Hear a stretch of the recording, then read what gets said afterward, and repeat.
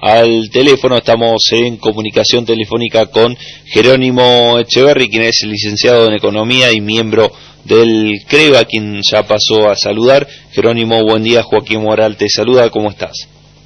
¿Cómo estás? Buen día.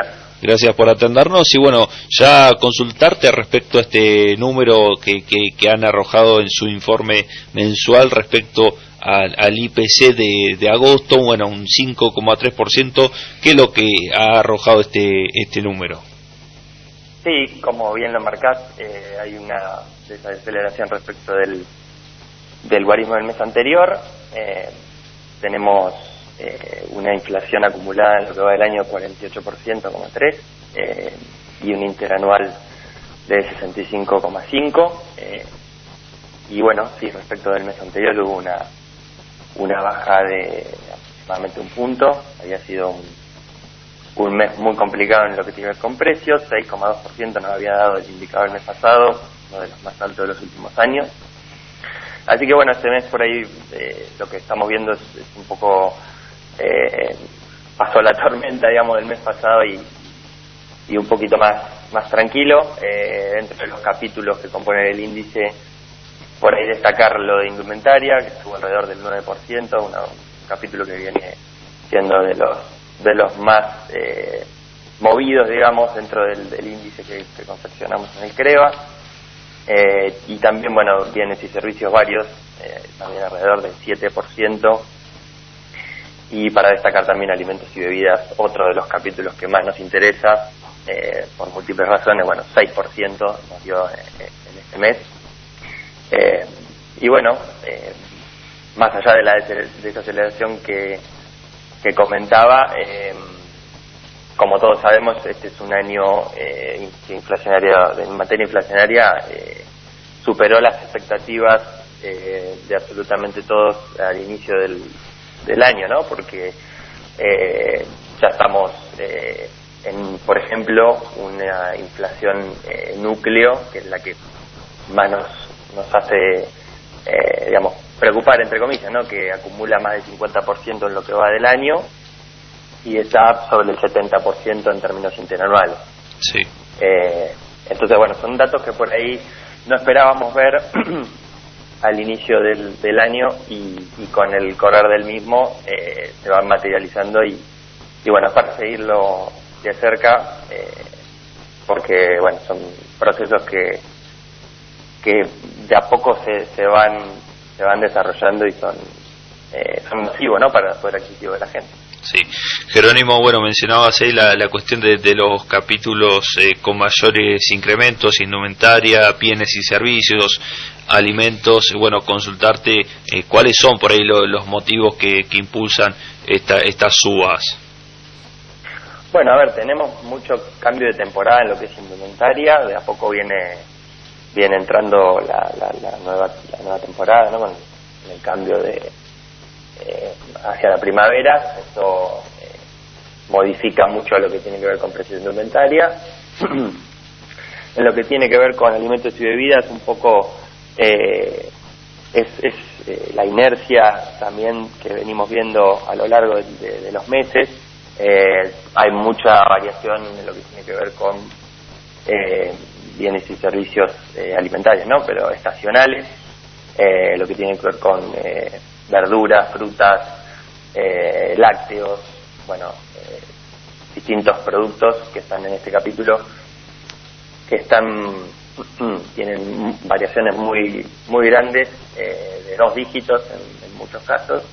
En el informe están bien los detalles, por ahí no tiene mucho sentido entrar en tantos números para que la gente no se pierda, pero digo, cuestiones estacionales en algunos casos, y en otras cuestiones más estructurales que tienen que ver con el proceso que estamos viviendo, de un poco cuestión monetaria, ¿no? De años previos.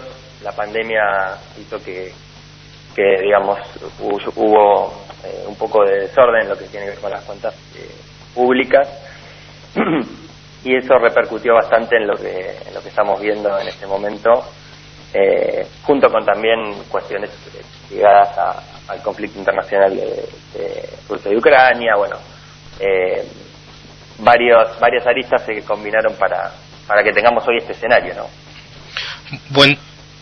Buen día, Jerónimo. Mauro Senesi saluda de este lado. Y mencionabas ahí cuestiones estructurales.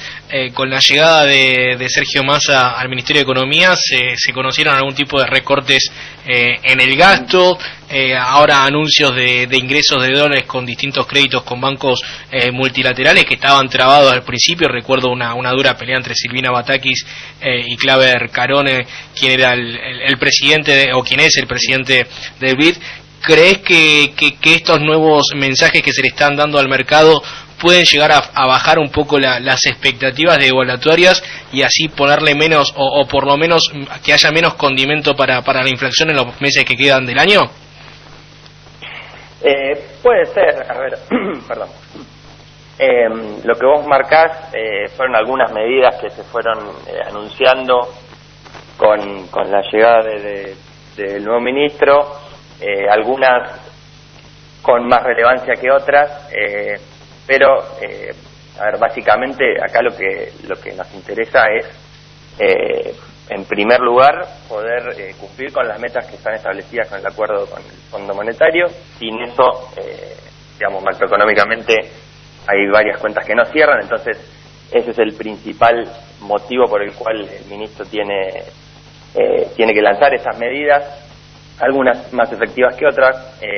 Por ejemplo, lo relacionado con el dólar soja y demás, en principio no habría tenido el impacto que se esperaba, pero bueno, en otras áreas, como vos decís, en el anuncio, por ejemplo, de algunos recortes de gasto y demás, ha ayudado un poco a que las metas fiscales se puedan cumplir, digamos, sin mucho espacio tampoco, pero cumplidas al fin y al cabo, habilitan estos fondos que precisamente, valga la redundancia, el fondo nos va a girar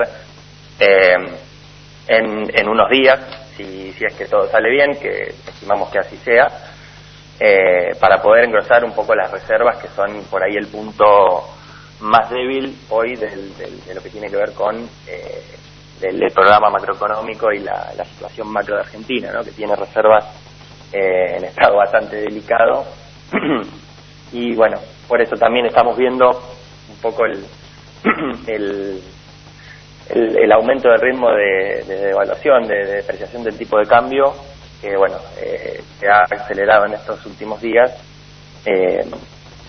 porque bueno, el Banco Central está con una escasez de dólares importante y no puede dejar que el tipo de cambio se siga atrasando conforme los precios van aumentando, ¿no? Porque en paralelo vemos que la inflación no cede y esto complica varias áreas, ¿no?, que tienen que ver con esto. Desde el CREO, informamos que realizan otros índices, aparte obviamente quizás el más mediático siempre suele ser el IPC, pero también ahí tienen allí un índice salarial y de actividades. ¿Cómo estiman que va a dar esos números, especialmente el salarial, entendiendo que hemos tenido un julio y un agosto en tema de inflación con números, la verdad, alarmantes y preocupantes y que llegan y que duelen incluso, porque sabemos que hay incluso subas en sectores tan sensibles y con mayor preponderancia como es el tema de alimentos? Sí, a ver, sobre el fin de mes vamos a estar publicando el índice de salarios, como bien marcás, de julio-agosto, el bimestre de julio-agosto.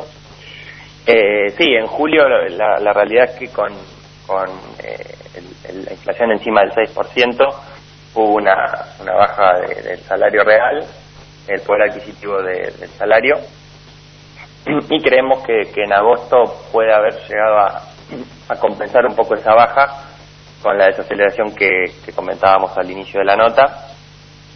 Pero bueno, en términos, digamos, generales, lo que tiene que ver con el salario en Bahía está en una situación de un poco mejor en términos comparativos si se compara con el indicador que confecciona el INDEC, pero tampoco estamos hablando de números muy relevantes, muy significativos, lo que implica que en cualquier salto inflacionario que se produzca va a golpear el bolsillo de los trabajadores, eso está claro, ¿no? Y ya una última que te hago de mi parte, mencionabas Sí. un desorden que se había realizado en la cuestión monetaria 2020 y 2021 principalmente. ¿Cómo proyectan en el 2022 estas cuestiones, entendiendo que es, por lo que se sabe, ha habido buena renovación en tema de deuda de pesos en las últimas licitaciones que ha llevado adelante el Ministerio de Economía? ¿Y qué proyecciones hacen para el 2022? Si se puede cumplir incluso la meta que se tenía fijada con el FMI respecto a la emisión monetaria, que sabemos que es uno de los tantos afluentes, quizás de los principales, a lo que tiene que ver con toda la inflación. Sí, a ver, como lo comentabas, las últimas colocaciones fueron bastante satisfactorias, superaron los montos que tenían que renovarse y por un monto holgado, digamos, se colocaron un 80% más de pesos que lo que se necesitaban. El tema es que eso, digamos, también ayudado por cuestiones regulatorias que el Banco Central impone a los bancos comerciales. Entonces, no diría que es una renovación tan amigable, digamos, por decirlo en algunos términos, sino un poco más bien obligada. Pero más allá de eso, en lo que queda del año va a tener que buscar financiamiento neto por casi 800.000 millones de pesos. Y una de las cuestiones que vos preguntabas, lo que, digamos, comprometió el nuevo ministro es a no utilizar más adelantos transitorios por parte del Banco Central hacia el Tesoro, lo cual, si de cumplirse, va a tener un impacto importante, sobre todo en las expectativas a futuro, porque en este contexto que no hay financiamiento externo y hay que buscar el financiamiento dentro del país, esta es la única herramienta que nos queda, y se especulaba con que de no conseguirse ese financiamiento se iba a recurrir a emisión por parte del Banco Central, con las consecuencias que por ahí puede tener sobre expectativas de mediano y largo plazo, ¿no? Bien. Jerónimo, ya para finalizar, bueno, consultarte respecto al IPC, bueno, ¿qué proyecciones tienen ya para los meses que vienen? Mira, un ejercicio que podemos hacer, digamos, viendo, bueno, cómo se desarrolló la inflación en los primeros 8 meses del año, lo que estamos viendo es que de darse una dinámica similar a la que registramos en lo que va del año, se podría llegar a una inflación de aproximadamente el 80%, lo cual no implica que esto sea una certeza, sino, bueno, de suceder lo mismo que hemos visto hasta acá, podríamos terminar en valores de este estilo.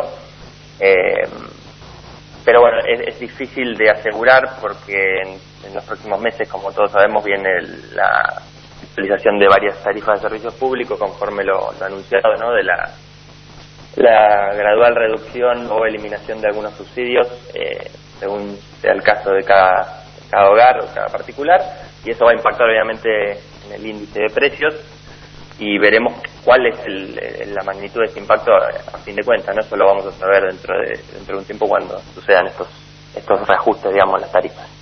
Bien, perfecto. Jerónimo, te agradecemos esta comunicación y este contacto aquí con el EU3. Gracias a ustedes, que tengan buen día. Igualmente. Ahí pasaba entonces la palabra de Jerónimo Echeverri, economista, miembro del CREO, hablando un poco del IPC de este agosto que pasaba.